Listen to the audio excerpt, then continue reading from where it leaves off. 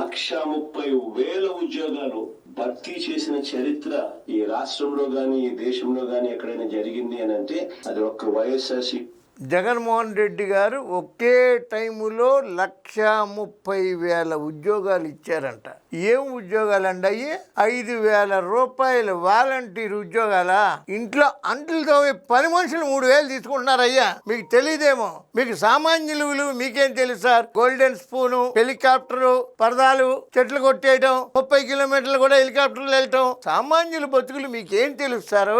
అంట్లతో పని మనుషులు దొరకరు సార్. 5,000కి 5,000 రూపాయలు ఉద్యోగాలు ఇచ్చేశారంట. మరి చంద్రబాబు నాయుడు గారు 1,500 ఉద్యోగాలు ప్రొఫెసర్ పోస్టులు భర్తీ చేస్తున్నారు. 20 లక్షల ఉద్యోగాలు ఇస్తామని హామీ ఇచ్చారు. డిఎస్సి పూర్తి చేశారు. కానిస్టేబుల్ ఉద్యోగాలు ఇచ్చారు. ఇవాళ పరిశ్రమలు చేస్తున్నారు. వేల కొలది లక్షల కొలది ఉద్యోగాలు వస్తాయి. శ్రీ సిటీ నిర్మించారు, అక్కడ ఉద్యోగాలు వస్తాయి. కియాలో 1000 ఉద్యోగాలు ఆల్రెడీ వచ్చాయి.